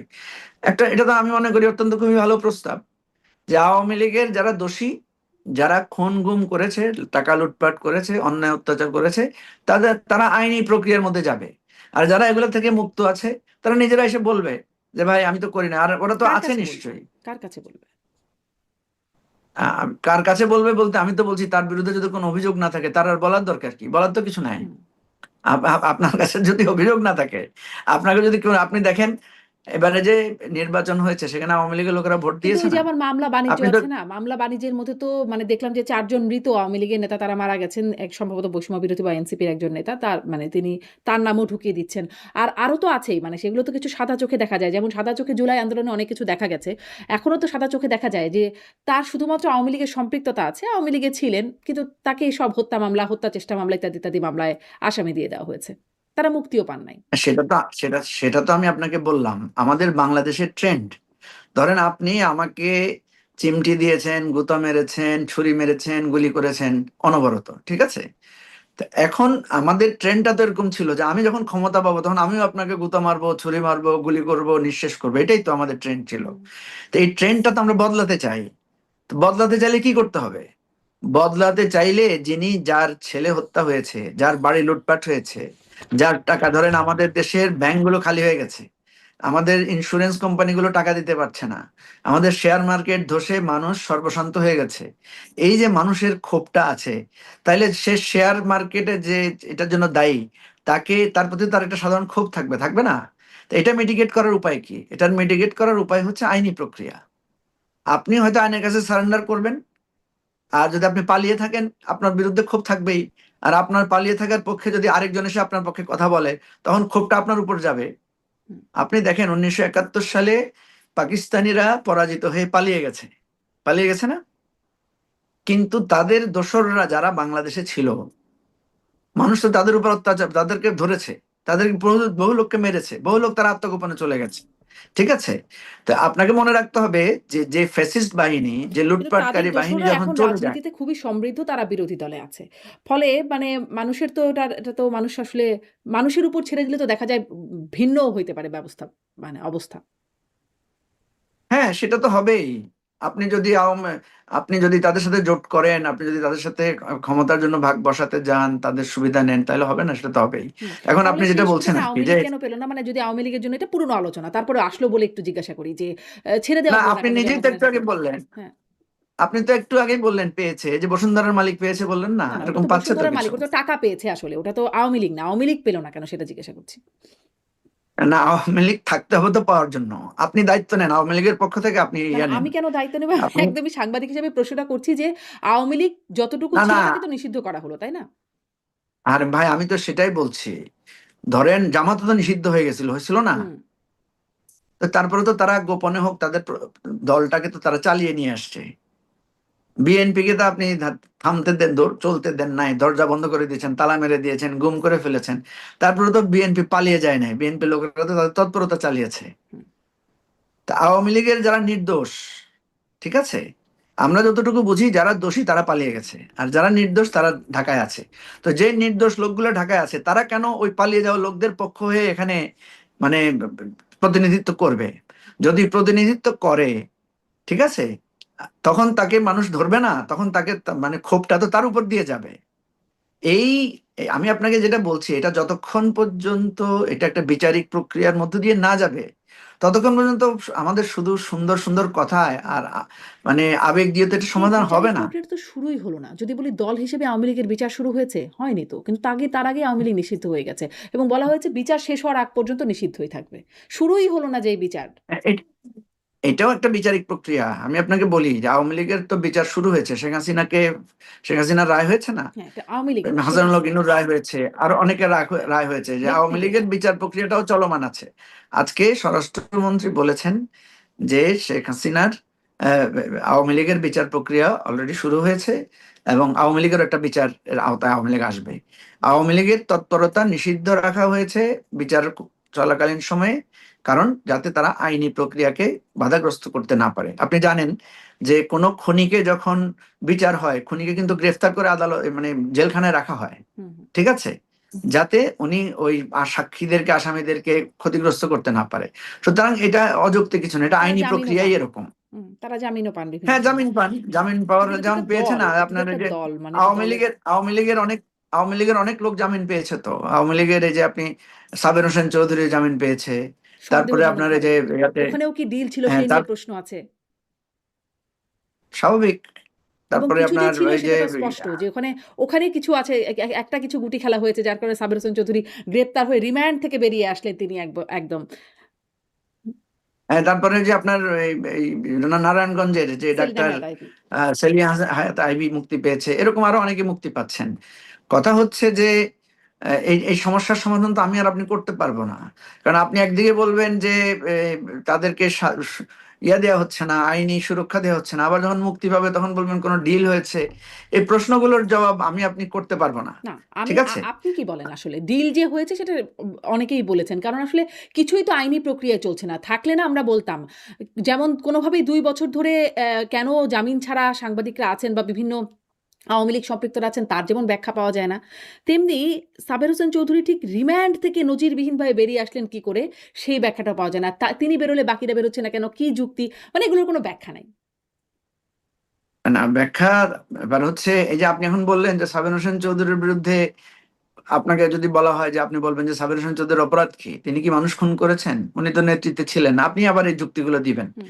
তো নিশ্চয়ই আদালতে এই সমস্ত নানা যুক্তি তর্ক হয়েছে বলেই ওনাকে জামিন দেওয়া হয়েছে আপনি বা এই ব্যাপারে জামিন পেয়েছেন। কনভিন্স যে তার হ্যাঁ, ব্যাপারে যুক্তিতর্ক হয়েছে বলে তিনি জামিন পেয়েছেন, বাকিদের ব্যাপারে কোনো যুক্তিতর্ক হয় না না না, বলে আমি তারা আমি বলছেন? কনভিন্স, আমি তো বলছি আমার আর আপনার কাছে এই উত্তরটা নাই। ঠিক আছে, আমি শুধু দুইটা জায়গায় বুঝি। একটা হচ্ছে আইনি প্রক্রিয়ায় সোপর্দ হয়েছেন, তাকে আদালত জামিন দিয়েছে কিনা। আদালতের যদি আপনার কোনো প্রশ্ন সৃষ্টি হয় যে আদালত কোনো অন্যায়ভাবে জামিন দিয়েছে কিনা, সেটা করার জন্য কিন্তু আবার উচ্চ আদালতে আপিল করার সুযোগ আছে। ঠিক আছে, হুম। আপনি যে জিনিসটা ইঙ্গিত এই করতে চাচ্ছেন, আদালতের কথা বলেই আপনি মনে দেখেন, পড়ে, এই আদালতের কথা বলেই আপনাদের নেতাকর্মী মানে জামাতের নেতাকর্মীর কথা বলি, আওয়ামী মানে বিএনপি নেতাকর্মী তাদেরকে মামলায় মামলায় মানে সব আইন তার নিজের গতিতে চলবে, এই কথা আমাদের মুখস্থ হয়ে গেছে শুনতে শুনতে। মানে আওয়ামী লীগ আমরা অনেক শুনেছিলাম তো, যে যাদের গ্রেপ্তার করা হচ্ছে তারা আদালতের মাধ্যমে তাদের বিচার প্রক্রিয়া হবে, এবং যেটা হতো হয়রানি হতো। এখনো যদি আইনের এই কথাই আসলে ওই রকমই লাগে যদি শুনতে, তাহলে একটু পার্থক্য হওয়াটা জরুরি না? না, পার্থক্য হওয়াটা খুবই জরুরি, কিন্তু মানে সমস্যা যেটা হচ্ছে, কার জন্য পার্থক্যটা জরুরি? চোরের জন্য, খুনির জন্য, সবার জন্য। লুটেরার জন্য? অবশ্যই তাদের জন্য, সবার জন্য ঠিক পার্থক্য আছে, হওয়াটা জরুরি। হ্যাঁ, সুতরাং আপনি চাইলেই এই পার্থক্যটা রাতারাতি করতে পারবেন না। কারণ যিনি খুন করেছেন, ওই খুনের অধিকার আপনি রাতারাতি চাইলে 2 দিনের মধ্যে চাইলে হবে না। এই ঠিক আছে, রাতটা এটাই পোহাবে আমরা দেখতে কবে? পাচ্ছি বাস্তবে। রাতারাতি মানে এই রাতটা পোহাবে কত? রাতটা আর কত লম্বা? রাতটা পোহাবে ততদিনে যতদিন খুনিরা নিজেরা আত্মসমর্পণ করবে। ঠিক আছে, যতক্ষণ পর্যন্ত খুনি আত্মসমর্পণ না করবে, যতক্ষণ পর্যন্ত যারা এটা ধ্বংস করেছেন তারা এসে স্বীকৃতি না দিবেন, তাদের জন্য রাতটা পোহানো কঠিন। অন্যদের জন্য সে রাতটা হয়তো পোহাবে, কিন্তু যারা এই খুন গুম, আমাদের আদালত ধ্বংস করেছেন, আমাদের গণতন্ত্র ধ্বংস করেছেন, আমাদের রাষ্ট্র ব্যবস্থা ধ্বংস করেছেন, তাদের মানে তাদের মায়া কান্নাকে কারো কাছে এটা স্পর্শ করবে না। এটা যদি নতুন কারো মায়া কান্না হয়, কারো যদি এই কষ্টটা হয়, তখন সেটা অবশ্যই মানে মানুষকে স্পর্শ করবে। কিন্তু দেখা যাচ্ছে যে আওয়ামী লীগের লোকেরা নিজেদের লোকদেরকে খুন করেছে, পুড়িয়ে দিয়েছে, যারা আদালতের তার লাথি মেরেছে, যারা প্রধান বিচারপতিকে আপনার জোর করে পদত্যাগে স্বাক্ষর করে এয়ারপোর্টে নিয়ে বিদেশে যেতে বাধ্য করেছে, হুম। তারা যদি চায় যে রাতারাতি আইন তাদের জন্য হঠাৎ করে খুব সুবিধা হয়ে যাবে, সেটা হবে না। ঠিক আছে, এটা হচ্ছে বাস্তব পরিস্থিতি। আমরা সেটাকে স্বাভাবিক পর্যায়ে আনার জন্য যে এই কাজটা আমাদের করা দরকার, আমরা সেই দাবিটা তুলছি। কিন্তু তোলার আগেই দেখা যাচ্ছে যে ফ্যাসিবাদী শক্তি নানা ধরনের হুমকি, নানা ধরনের ভয়ভীতি, নানা ধরনের মানে মানে প্রতিশোধের মানে মানে নানা পরিস্থিতি তৈরি করছে। তো পরিস্থিতি তৈরি করলে যেটা হবে যে মানে সেটা তাদের জন্য ক্ষতি হবে। আপনি দেখেন তার আওয়ামী মানে লীগের যে তার মানে লোকগুলো ধরেন এখন তারা তো মিছিল করছে, নিরাপদে থেকে পরিস্থিতি তৈরি করছে, তো হুমকি ধামকি দিচ্ছে। তার মানে যারা দেশে যারা নিরাপরাধ সমর্থক আছে, তাদের জন্য আসলে রাতটা অনেক দীর্ঘ হতে যাচ্ছে। হ্যাঁ, এটা তো স্বাভাবিক হবে, কারণ তারা তো ওদেরকে সমর্থন করছে। হুম। তারা তো যতক্ষণ পর্যন্ত ওই ফেসিবাদী গোষ্ঠীর, ওই অত্যাচারী গোষ্ঠীর পক্ষ ভূমিকা পালন করবে, ততক্ষণ পর্যন্ত তো তাদের রাত তো দীর্ঘ হবেই, এটাই তো স্বাভাবিক, তাই না না? ধরেন এরশাদ পতনের পরেও তখন স্বৈরাচারী এরশাদ আমলে অনেকেই বেশি মানে এখন যে বাঘা বাঘা রাজনীতিকরা তারা সবাই ওই আন্দোলনে ছিলেন, আন্দোলন মানে এরশাদ পতন আন্দোলনে ছিলেন। তারপরে তিনি পতনের পরেও তিনি আসলে নির্বাচনে তিনি অনেকগুলো আসনে জয়ী হয়েছে, সম্ভবত 5টা আসনে তিনি জয়ী হয়েছিলেন। মানে ফলে তার পক্ষে তো কিছু সমর্থন থাকতেই পারে, যাকে আসলে পতন ঘটানো হলো তার পক্ষে তো কিছু সমর্থন থাকতেই পারে। কিছু মানুষ তো নাই বুঝতে পারে যে তিনি অপরাধী, বা তার অপরাধ দেখতে নাই পারে চোখে। হ্যাঁ, ওই তাকে তো বুঝাইতে হবে যে সে যে অপরাধী, এটাই তো সংকট। হুম। যেমন আমি আপনাকে বলি, আপনি কিন্তু নিজেই উত্তরটা দিয়ে দিয়েছেন। হুম। এরশাদের সময় আমি কিন্তু আপনাকে বলেছি যে এরশাদ কিন্তু পালিয়ে যায় না, জেলে গিয়েছেন উনি। ঠিক আছে, আপনি দেখেন আওয়ামী লীগ নির্বাচনে এবার অংশ নিল না কেন? নিষিদ্ধ আপনি ছিল। হয়তো বলবেন যে নিষিদ্ধ নিষিদ্ধ ছিল। দেখেন জামাতও কিন্তু নিষিদ্ধ ছিল, কিন্তু তারপরে জামাত অন্য একটা দলের নামে কিন্তু নির্বাচনে অংশ নিয়েছিল। পাকিস্তানে ইমরান খানের দল কিন্তু নিবন্ধন বাতিল করে দেওয়া হয়েছে, তারপরে তারা স্বতন্ত্রভাবে ইলেকশন করেছে। আওয়ামী লীগের একটা লোকও স্বতন্ত্র ইলেকশন করে নাই। সেই আওয়ামী লীগের একটা লোকও ভিন্ন দলের অধীনে গিয়েও সে নির্বাচন করে নাই। সেই ঠিক আছে, পরিস্থিতিও কি ছিল? অবশ্যই এনসিপি বলেছে যে আওয়ামী লীগের যারা আছে তারা তাদের সাথে যোগ দিতে পারে। তাদের সমর্থন নেয়ার জন্য বিএনপি, জামাত এমন কোনো দল নাই যারা যায় নাই আওয়ামী লীগের সেই নেতাকর্মীদের সমর্থন নেয়ার জন্য। এই তো কত সুন্দর দেখেন, হুম। তাদের কাছে গিয়েছে। আপনি তো উল্টা বলছেন যে তাদের জীবন হেল হয়ে যাচ্ছে, আমি তো বলছি হেল হচ্ছে না। মানে কারণ নির্বাচনের আগে তাদেরকে গিয়ে সমর্থনটা মানুষ, নিয়েছে, ভোটটা নিয়েছে, তারপর নিষিদ্ধ হয়ে গেছে। হ্যাঁ, সেটাই তো আমি আপনাকে বলছি। হ্যাঁ। আপনি এত অত্যাচার অন্যায় করেছেন যে আপনি জাতীয় পার্টির মতো স্ট্যাটাসও রাখতে পারতেছেন না। আপনি এবারে বুঝেন আপনি কি করেছেন দেশটাতে। হুম। কথা বুঝছেন? আপনি নিজেই বলতেছেন যে জাতীয় পার্টির লোকেরা থাকতে পারলো, এরা থাকতে পারলো না। আমারও তো সেই প্রশ্ন, এরা থাকতে পারলো না কেন, এরা থাকলো না কেন, এরা দাঁড়াইলো না কেন? ঠিক আছে, এই এই প্রশ্নটা নিজেদের জাতীয় বিবেককে পার্টিও বলে করতে হবে তাদেরকে দাঁড়াতে যতক্ষণ। দেওয়া হয় না। তাদেরকে কোনো সভা সমাবেশ কিছুই করতে দেওয়া হয় না ওই সময়। আমরা দেখেছি যে কিছু করতে গেলে তাদের একটা ইফতার মাহফিল করতে গেলেও তাদেরকে সেখানে বাধা দেওয়া হয়েছে। তারা করতে পারে এবং যারা বাধা দিয়েছে তাদের বিরুদ্ধে কোনো ব্যবস্থা হয় নাই। এখন আপনি তো আপনার বিরুদ্ধে বললেন, এখন এতক্ষণ বললেন জাতীয় পার্টিকে কিছু করা হয় না, এখন আপনি বলছেন জাতীয় পার্টি করা না, হয়েছে। জাতীয় পার্টি কিছু কোনটা করা হয় নাই, সত্য ধরবো? এটা তো আমি বলি নাই। আমি বলছি যে মানে জাতীয় পার্টি আ মানে তারা করতে চেয়েছিল তাদেরকে সেগুলো করতে দেওয়া হয় নাই। পরে তারা নির্বাচন করেছে ভাই এবং সেটা খারাপ ফল করেছে। শারমিন, আপনাকে আমি বলি তো বিএনপি কে করা হয়েছে না? বিএনপির লোকদেরকে বাড়ি থেকে ধরে এনে পিটাইছে না? তো হুম, ওরা কি চলে গেছে, পালাই গেছে দেশ থেকে? ওরা ইলেকশন করছে না? ওরা তো নানাভাবে ইলেকশন করছে। তো আমি যেটা বুঝাতে চাচ্ছি, আপনি আওয়ামী লীগ এমন এমন অন্যায় অত্যাচার জুলুম করেছেন যে ইতিহাস ব্রেক হয়ে গেছে। অতীতে যাদের উপরে জুলুম হয়েছিল, যাদেরকে পিটাইছিল, যাদেরকে নিবন্ধন বাতিল করেছিল, যাদেরকে নিষিদ্ধ করা হয়েছিল, তারা কিন্তু দেশ ছেড়ে যায় নাই। তারা দেশে থেকে কষ্ট করে হলেও দলকে রক্ষা করার জন্য চেষ্টা করেছে। হুম, কিন্তু আপনি একেবারে সমূলে পালিয়ে গেছেন। ঠিক আছে, এবং আপনার যারা দেশে আছে তারা আবার কেউ বিএনপির সাথে, কেউ জামাতের সাথে, কেউ এনসিপির সাথে বোঝাপড়া করে ভোটে অংশগ্রহণ করেছেন। ঠিক আছে, তো আপনাকে মনে রাখতে হবে যে আপনি আপনার এই দুর্বিষহ দিনটাকে টেনে এনেছেন। এখন আপনাকে এখান থেকে উদ্ধার পেতে হলে আপনাকেই হাত বাড়াতে হবে। ঠিক আছে, ওই যে আপনি যেটা বললেন যে বিএনপির সাথে ভোটের জন্য তো করেছে, তো তারা আপনার কথায় তো বোঝা যাচ্ছে যে আওয়ামী লীগের লোকেরা এবারে ভোটে অংশগ্রহণ করেছে। তবে তারা মানে কেউ ভোট দিয়েছে ধানের শীষে বিএনপি। ভোট দিয়েছে। হুম, জি, তারা কেউ ধানের শীষে ভোট দিয়েছে, কেউ দাঁড়িপাল্লায় ভোট দিয়েছে, কেউ বিভিন্ন মার্কায় ভোট দিয়েছে। হুম, ঠিক আছে, তো সুতরাং আওয়ামী লীগের লোকেরা মানে এই সমস্ত বিষয়ে যারা এখানে আছেন, তারা সেই সমস্ত বিষয়ে বেশ হ্যাপি আছেন। যাদের অনেক টাকা পয়সা আছে তারা টাকা পয়সা দিয়ে ভালো আছেন। হ্যাঁ, সুতরাং আমি মনে করি যে বরং আপনি দেখবেন বিভিন্ন জায়গায় কোথাও কোথাও আওয়ামী লীগ আপনার বিভিন্ন ভাবে সরকারি দল বিরোধী দলের নানা সুযোগ সুবিধার মধ্যেই তারা সেখানে ব্যবসা বাণিজ্য করছেন, হুম। এবং এভাবে আস্তে আস্তে সহনীয় হয়ে যাবে আচ্ছা। আশা করি। আচ্ছা, সহনীয় হয়ে যাবে। এই প্রশ্নটা আমি আপনাকে করতে চাচ্ছিলাম যে ৫ই আগস্ট এর পরের আওয়ামী লীগের অবস্থান আর এখনকার আওয়ামী লীগের অবস্থান, ২ বছর পরের আওয়ামী লীগের অবস্থান, সেটার মধ্যে আপনি আসলে পার্থক্য দেখেন কিনা? মানে শুধুমাত্র আওয়ামী লীগের দলগত অবস্থানের না, সেটি নিয়ে কথা বলছিলেন না আপনি। কিন্তু ধরেন সমাজে তার আ সেই মানে তাকে ঘৃণা করা বা তার গ্রহণযোগ্যতা দুটো দিক থেকেই সেটার কোন পরিবর্তনের জায়গা কতটা এসেছে?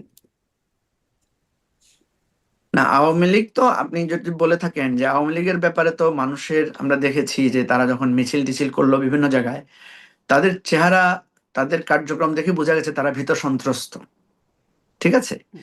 সো এতেই বোঝা যাচ্ছে যে তারা জনগণকে ভয় পাচ্ছে বা জনগণের ব্যাপারে তাদের ব্যাপারে নেগেটিভ একটা অ্যাটিটিউড আছে, এবং আমরা এখন জনগণকে পর্যন্ত ভয় পাচ্ছে দেখিনি। নাকি পুলিশ? মানে আওয়ামী লীগের একটা ছোট্ট প্রোগ্রামকে মানে কি ছিল তাদের দোয়া মাহফিল, তার জন্য ১৮,০০০ পুলিশ মোতায়েন, সেনা মোতায়েন, বিজিবি মোতায়েন, র‍্যাব মোতায়েন সবকিছু। তারপরে আবার সবগুলো দল রাস্তায় চলে আসলো। মানে তাহলে ভয় না পেয়ে উপায় কি তাদের? না, তাদের উপর যাতে জনগণ আক্রমণ না করে সেটাও তো হতে পারে, তাই না? জনগণ যাতে তাদেরকে, কারণ এটা তো মব মব নিয়ে ভয় পাচ্ছিল, কোনো কারণে যাতে জনগণ আক্রমণ না করে সেটাও তো একটা ব্যবস্থা হতে না, পারে সেই সরকার। ব্যবস্থা তো না। আওয়ামী কারণ লীগকে আমরা প্রতিহত করতে স্পষ্ট বলা হয়েছে আওয়ামী লীগকে প্রতিহত করতে। জনগণের আক্রমণ থেকে আমরা আওয়ামী বিভিন্ন লীগকে বাঁচাতে বলা হয় নাই তো। আমরা বিভিন্ন জায়গায় দেখেছি, একটা টেলিফোন কলও আমরা এরকম লিক হতে শুনেছি যে আওয়ামী লীগ বিভিন্ন জায়গায় বিভিন্ন রাজনৈতিক দলের সাথে আপোষ করে তারা বিভিন্ন জায়গায় মিছিল করছে। হ্যাঁ, বিভিন্ন জায়গায় পয়সা দিয়ে যে ভাই আমি এখান থেকে এখান পর্যন্ত মিছিল করব, দায়িত্বটা হয়তো লোকাল কোনো নেতা দায়িত্ব নিচ্ছে, ঠিক আছে, তো করে তোমরা চলে যাবা। তো দেখেন, প্রথম কথা হচ্ছে যে আমি ওভারঅল যে কথা বলতে চাই, আপনি আপনার কথা থেকেই পুরো সিনারিওটা পরিষ্কার।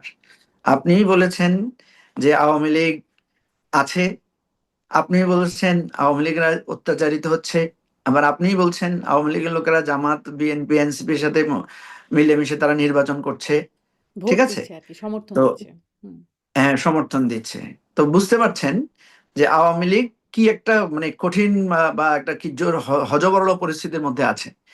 সুতরাং আমি মনে করি যে আওয়ামী লীগের যতক্ষণ পর্যন্ত তাদের নেতৃবৃন্দের রিয়েলাইজেশন না হবে, আমি তো চাই যে আওয়ামী লীগ তার যারা দোষী, তাদের যারা খুনি অত্যাচারী, তারা বিচারের আওতায় আসুক নিজেরা। আর যারা খুনি না, অত্যাচারী না, যারা সুষ্ঠু রাজনীতি করতে চায়, তারা সেই জায়গাটাতে আস্তে আস্তে তারা তাদের পজিটিভ পলিটিক্সটা তারা করুক। হ্যাঁ, কিন্তু ওই যে মানে কিন্তু আমাদের রাজনীতির সেটা একটা তারা ব্যাপার করতে আছে না? পারবে কিনা। আপনিও একটু আগে বলছিলেন যে হুম এক আমল এর পরে ওরা পালিয়েছে, আরেক আমল আরেক দল পালিয়েছে, মানে যারা সরকারে ছিল। অ্যান্টি এস্টাবলিশমেন্ট একটা সেন্টিমেন্ট আমাদের রাজনীতিতে সবসময় ছিল, যার কারণে যতদিন পর্যন্ত মোটামুটি একটা সুষ্ঠু নির্বাচনের মধ্যে গেছে ততদিন আমরা দেখেছি একবার বিএনপি এসেছে, পরের বারে বিএনপি আসতে পারে নাই, আওয়ামী লীগ এসেছে, তারপরে আবার বিএনপি এসেছে, এরকম একটা পালা বদলের মধ্য দিয়ে দেখেছি একের পর এক, মানে যতদিন সুষ্ঠু নির্বাচনটা হতে পেরেছে মোটা দাগে হলেও। হুম হুম ফলে এখন হুম হুম ওই যে মানে এক দলের উপর এত বিরক্ত হয় যে পরে পরে তাকে আর ক্ষমতায় নিয়ে আসে না। এই যে অন্তর্বর্তী সরকার, শোনা যাচ্ছে তাদের আমলে সবচেয়ে বেশি দুর্নীতি হয়েছে, সংসদে দাঁড়িয়ে বলছেন সালাউদ্দিন আহমেদ, টিআইবির হিসাব বলছে, তখনও টাকা পাচার হয়েছে, দুর্নীতি হয়েছে, তখন আবার মব সংস্কৃতি দেখা গেছে। এরপরেও যদি এরকম বিষয় আসলে চলতে থাকে, নানান রকম দেশীয় বৈশ্বিক প্রেক্ষাপটও আছে তার সাথে সাথে। ফলে এই আমলের বিরক্তি বা আবারও অ্যান্টি হুম হুম। এস্টাবলিশমেন্ট সেন্টিমেন্টে এই ২ বছরে আওয়ামী লীগ কি একটা গ্রহণযোগ্যতার জায়গায় গিয়ে পৌঁছেছে? আওয়ামী লীগ কেন গ্রহণযোগ্য জায়গায় পৌঁছাবে? ওই যেভাবে আগেগুলো কিভাবে আগে পৌঁছাতো পৌঁছাবে? পৌঁছাতো আগে তো আওয়ামী লীগের মতো কেউ পালাই যায় না রে বোন, আপনি তো বুঝতেছেন না। না, আমি ওই যে এটা অ্যান্টি আগের এস্টাবলিশমেন্ট আগের সেন্টিমেন্টের কথা বলছি। আগের হুম। অ্যান্টি এস্টাবলিশমেন্ট সেন্টিমেন্ট হচ্ছে তখন যখন আপনিও আছেন আমিও আছি। ঠিক আছে, আপনি খারাপ করছেন, জনগণ আমার দিকে আসছে, আমি খারাপ করছি, জনগণ আপনার দিকে গেছে। কিন্তু আপনি তো পালিয়ে গেছেন, আপনি তো নাই। এবং কিভাবে আপনারা পালিয়ে বললেন গেছেন? অল্প কিছু সংখ্যক গেছে, ৯৫% নাকি আছেই। আরে আমি তো সেটাই বলছি, তাই যারা 95% আছে তারা তো বিএনপি কে ভোট দিচ্ছে, তারা তো জামাতকে ভোট দিচ্ছে। আপনার এটা আপনারই কথা, আমার কথা না। কারণ আওয়ামী লীগ তো নাই, ঠিক থাকলে আছে, হয়তো তারা আওয়ামী লীগকে ভোট দিত, অথবা দিত সেটাই না। তো আমি আপনাকে বলছি, আমি আপনাকে তো সেটাই বলছি। তো শুধু এখানে তো আওয়ামী লীগের জনপ্রিয়তা পাওয়ার কোনো প্রশ্ন আসতেছে না। সুযোগ আওয়ামী মানে লীগের দেখা যাচ্ছে নাকি জনপ্রিয়তার যে আসলে সুযোগ আছে কিনা, পাচ্ছে কিনা? আওয়ামী লীগের জনপ্রিয়তা পাওয়ার প্রশ্নটা তখনই আসবে যখন আওয়ামী লীগ রাজনৈতিক দল আকারে তার কার্যক্রম পরিচালনাটা করবে। ঠিক আছে, এখন সে যখন রাজনৈতিক কার্যক্রম পরিচালনা করার জন্য আসতে তো আপনি পারছেন না, কারণ আপনি তো খুন করে আপনি জেল থাকার কথা ছিল, আপনি গেছেন পালিয়ে, আপনি জেলেও যান নাই। হুম, কিছু লোক আপনারা জেলে আছেন, হুম, আপনাদেরকে আসার পরে আপনাদেরকে পাবলিকলি তো আপনি যখন আমার সমালোচনা করবেন তখন তো মানুষ আপনাকে প্রশ্ন করবে। সে ফর এক্সাম্পল আপনি যে প্রশ্নটা তুলেছেন খুবই ভালো প্রশ্ন। ধরেন বিএনপির ত্রুটি ধরবেন আপনি যে বিএনপি দুর্নীতি করলো কেন। তখন যদি মানুষ দেখে যে বিএনপি তো তোমার মতো দুর্নীতি করে নাই, তাহলে তো আওয়ামী লীগের পক্ষে লোক আসবে না। আওয়ামী লীগের পক্ষে লোক তখনই আসতে পারে যখন মানুষ বলবে যে বিএনপি যা খুন করেছে, গুম করেছে, লুটপাট করেছে, অত্যাচার করেছে, বিএনপি তার চাইতে বেশি করছে। তখন মাত্র আওয়ামী লীগের প্রতি মানুষের আলোচনা আসতে পারে। দ্বিতীয় কথা হচ্ছে এখন কিন্তু আরেকটা বিরোধী দল এসে গেছে এখানে, এখানে আওয়ামী লীগ বিরোধী দলেও নাই। হুম। ফলে সরকারি দল আর বিরোধী দল, আপনি যেটা বলছেন যে বিএনপির ত্রুটির ফল পাবে কে, বিরোধী দল। আপনি যেটা বোঝাতে চেয়েছেন যে ফেয়ার ইলেকশন হলে কি হয়, অ্যান্টি এস্টাবলিশমেন্ট হয়। তো অ্যান্টি এস্টাবলিশমেন্টের জায়গায় তো থাকবে বিরোধী দল, তখন বিরোধী দল এই সুযোগটা পাবে, কারণ তারা তাদের সাথে তো এটা নিয়ে রীতিমতো ডিবেট, ঝগড়াঝাটি, আন্দোলন সংগ্রাম চলছে। আর যখন আওয়ামী লীগ আসবে তখন দেখা যাবে যে সরকারি দল বিরোধী দল আবার এক হয়ে যাচ্ছে, হুম। কারণ তারা উভয়ের তাহলে কি কমন হয়তো শত্রু হচ্ছে সংসদের মতো আওয়ামী লীগ। ফ্রেন্ডলি ম্যাচ, সংসদে একজন সংসদ সদস্য বলে যে ফ্রেন্ডলি ম্যাচ, হুম, মানে এরকম চলবে আবার মানে সময় মতো আবার ঠিকঠাক। আওয়ামী লীগের বিরুদ্ধে ঠিকঠাক থাকবে, হুম। আওয়ামী লীগের বিরুদ্ধে একজোট থাকবে, অতীতেও ছিল আমার ধারণা আর কি। আচ্ছা, আচ্ছা, মানে তাহলে এই সিদ্ধান্তটা রাজনৈতিক দলগুলোই নেবে। এই সিদ্ধান্তটা আর মানে জনগণের হাতে ছাড়বার কোনো সুযোগ নাই। না, অবশ্যই জনগণের হাতে, তো রাজনৈতিক দল তো জনগণের হাতেই ছাড়বে, তাই না? জনগণই তো এবার সিদ্ধান্ত দিয়েছে। সেরকম রাজনৈতিক আওয়ামী দল লীগ তো যেভাবে আওয়ামী লীগে এবারে ছিল, সব নাকি জনগণ করে সেটাই বলতো সবসময়। মানে আওয়ামী লীগ যেভাবে এবার বিএনপি কে, জামাতকে, এনসিপি কে ভাগ করে ভোট দিয়েছে, সেভাবেই আওয়ামী লীগ আগামী দিনে দিবে। অসুবিধা কি? তাদের ভোটাধিকার তো তারা দিতে পারছে। হ্যাঁ, সেটাই। ভোট তাদের যেহেতু ভোট তো তারা তাদের প্রয়োগ করতেই পারছে। মানে তাদের যখন যে, আপনারা নির্বাচনে আসেন নাই, তখনও মানুষ চাইলে ভোটাধিকার প্রয়োগ করতেই পারত। মানে ভোট দেওয়ার তো সুযোগ ছিলই, যদি আওয়ামী লীগকে দিত। ফলে এখনো সেরকম না, যদি ভোট দেওয়ার তো সুযোগ আছে, হয় বিএনপিকে নয় না না জামাতকে না দিতে হবে। না না আপনি আপনি মানে একটু বিবেক খাটান, আপনাকে একটা মানে পরামর্শ দিই। সেটা হলো, গতবার যখন বিএনপি বলেছে আমাদেরকেও ভোট দিতে যাবেন না, ভোট বর্জন করেছে, বিএনপি লোকেরা তো ভোট দিতে যায় নাই। হুম, 5%, 10% কাস্ট হয় নাই। এবার আওয়ামী লীগ আহ্বান করেছে নো ভোট, নো ভোট, কিন্তু আওয়ামী লীগের লোকেরা ভোট দিতে গিয়েছে, ভোট দিয়েছে।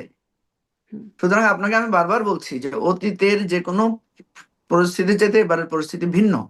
জি, একদম স্পষ্ট আওয়ামী লীগের মধ্যে ঠিক একটা আছে? সাংঘর্ষিক অবস্থান দেখা গেছে। তারা বলছে নো ভোট, নো ভোট। কিন্তু আবার ভোট দেওয়ার সময় গিয়ে ওই নানান রকম সমঝোতায় বিএনপি বা জামাতকে ভোট দিচ্ছে। একদম স্পষ্ট আপনার এই জায়গাটা। আমি এবার একটু জুলাই আন্দোলনের প্রসঙ্গে আরেকটু আসি। যেটা জিজ্ঞাসা করছিলাম যে তখন কি উদ্দেশ্য? আপনি বলছিলেন যে কি উদ্দেশ্য? অনেকের অনেক রকম উদ্দেশ্য ছিল। পরবর্তীতে শোনা গেছে যেমন মাহফুজ আলম যাকে ওই সময় পরবর্তীতে মাস্টার মাইন্ড হিসেবে পরিচয় করে দেওয়া হয়েছিল। তিনি এখন অবশ্য নিজেকে স্কেপগোট বলছেন যে তিনি বলির পাঠা হয়েছেন।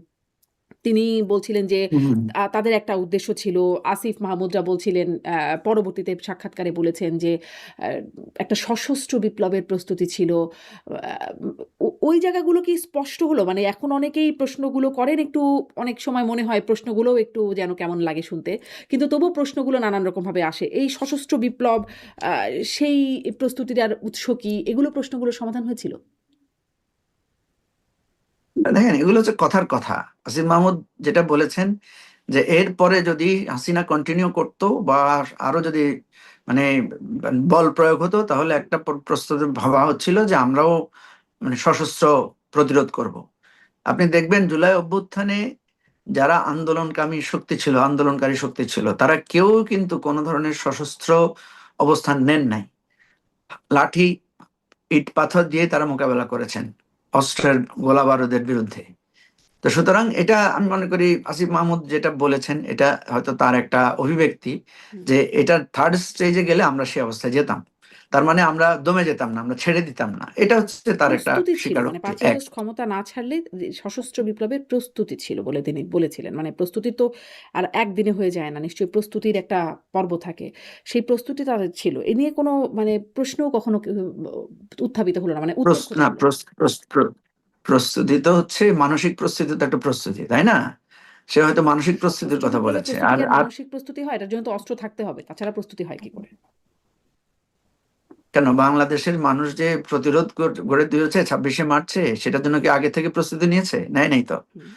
26শে তারপর তো মার্চের পরে প্রস্তুতি আস্তে নিতে আস্তে হয়েছে। হ্যাঁ, প্রস্তুতি নিয়েছে। প্রস্তুতি নিতে হয়েছে তো তাদেরকে। হ্যাঁ। হ্যাঁ, প্রস্তুতি নিতে হয়েছে ঘোষণার পরে। কিন্তু পরে প্রস্তুতি নিত, প্রস্তুতি তো ধরেন তখন দেখা যেত যে হয়তো পুলিশের মধ্যে থেকে, আর্মির মধ্যে থেকে লোকেরা পক্ষত্যাগ করতো। এমনি তো করেছে, ধরেন আর্মিকে তো শেখ হাসিনা অর্ডার দিয়েছে গুলি করার জন্য, আর্মি তো দেয় না, আর্মি তো পক্ষত্যাগ করেছে। ঠিক না? সুতরাং আমি তো মনে করি সেনাবাহিনী একটা মানে নিশ্চিত গৃহযুদ্ধ থেকে দেশকে রক্ষা করেছেন। তো তারপরে ধরেন এখন তারপরে আমি এর পরের যে অনেক রকম তদন্ত হলো মানে এই ঘটনাগুলো নিয়ে অনেক কিছু নিয়ে তদন্তের জায়গা ঘটলো। যেমন জাতিসংঘর একটা প্রতিবেদন দেখলাম সেখানে জাতিসংঘ বলল ১৪০০ মানুষ এই ঘটনা এই জুলাই আগস্ট আন্দোলনে হত্যাকাণ্ডের শিকার হয়েছে। সরকারের হিসাব বলল ৮৩৪ জন একটা হিসাব পাওয়া গেল সরকারের পক্ষ থেকে। মানে পুরো চিত্রটা প্রকাশ করার ব্যর্থতাটা আসলে কার? কেন এরকম একটা ঝাপসা, অস্পষ্টতা মানে আরেকটু স্পষ্ট হওয়ার সুযোগ কি ছিল না? মানে আরেকটু স্বচ্ছ পিকচার দেখানোর সুযোগ ছিল না? না, ছিল না, ছিল না। কেন ছিল না আমি আপনাকে বলি। আমাদের এখানে হাসপাতালে যে সমস্ত লাশ ছিল, হাসপাতালে যে সমস্ত রেকর্ড ছিল, প্রচুর রেকর্ড এখান থেকে গায়েব করে ফেলা হয়েছে। হুম, ঠিক আছে? হাসপাতালে গিয়ে আজকে আপনি, ঢাকায় একটা অনুষ্ঠান হয়েছে, সেখানে শহীদ পরিবারের সদস্যরা ছিলেন। এখনো পর্যন্ত ঢাকা মেডিকেলে বেশ কয়েকটা লাশ আছে যেগুলোর এখন পর্যন্ত পরিচয় শনাক্ত করা যায় নাই। হুম, ঠিক আছে? তারপরে আপনার বেওয়ারিশ লাশ দাফন করা হয়েছে এই যে এই আপনার মোহাম্মদপুরের সেখানে। সুতরাং এখানে যে সমস্যাটা সেটা হচ্ছে যে হাসপাতাল থেকে যে রিপোর্ট গুলো পাওয়া গেছে সরকারিভাবে, শুধু সেই রিপোর্ট গুলাই ৮০০ যে সামথিং প্লাস যেটা আছে সে সংখ্যাটা। হুম। কিন্তু প্রচুর জায়গায় দেখা গেছে যে হাসপাতালে মারা যায় না, বাড়িতে মারা গেছে। প্রচুর জায়গায় দেখা গেছে যে লাশ খুঁজে পাওয়া যায় না, লাশ পুড়িয়ে দেওয়া হয়েছে, এ ধরনের ঘটনাও ঘটেছে। সুতরাং এইখানেই কিন্তু তারতম্যটা। আপনার জাতিসংঘের যে তদন্তটা হয়েছে সেখানে তারা ফ্যামিলি বেসিসে ধরে ধরে বিভিন্ন জায়গায় তদন্ত করে সাংবাদিকদের কথা নিয়ে, লোকাল নিয়ে তারা এই প্রতিবেদনটা করেছে। হুম। আর সরকার যেটা করেছে সেটা শুধুমাত্র হাসপাতালের রিপোর্টের ভিত্তিতে এবং থানার রিপোর্টের ভিত্তিতে। আপনি জানেন যে কিন্তু থানাগুলোতে জাতিসংঘের কোনো প্রতিবেদনটা নিয়েও একটু প্রশ্ন করা হয়। জাতিসংঘের এই প্রতিবেদনটা জাতিসংঘই বলে দিচ্ছে যে এটা আ ইউনাইটেড নেশনের এডিটোরিয়াল স্ট্যান্ডার্ড অনুযায়ী করা হয় নাই। মানে এই বিষয়টা জাতিসংঘের এই অবস্থানটা বলাটা এটা আসলে কেমন ব্যাপার? এটা তো জাতিসংঘের ব্যাপার, ওরা যদি স্ট্যান্ডার্ড না করে থাকে সেটা তো তারা ফেস করবে। ঠিক আছে? আজকে তো প্রধানমন্ত্রী বলেছেন যে নিহতের সংখ্যা ২০০০ ছড়িয়ে যাবে। কারণ আমি আপনাকে বলি যে এখানে এত ব্যাপকভাবে বিভিন্ন জায়গায় মানে হত্যা সন্ত্রাস করা হয়েছে, যে সেখানে এবং এখানে একটা পর্যায়ে গিয়ে তো এটা দেখা গেছে যে মানে কে কোন পক্ষে আহত হয়েছে সেটাও বের করাটা কঠিন হয়েছে। সুতরাং আপনি যে জন্য বলেছেন যে এটা টোটাল সিনারিওটা বের করাটা সহজ না। যতটুকু হয়েছে আমরা আশা করছি যে বিভিন্ন কমিশন, তদন্ত কমিশন বা এরা যখন কাজ করবে এটা আরো স্বচ্ছ পাওয়া যাবে। যে এত বড় একটা ঘটনার সবকিছু মানে একই দিনে হয় না। তো আমরা যেটা মনে করি যে জাতিসংঘের যে রিপোর্টটা আছে সেটাকে কেন্দ্র করে সরকার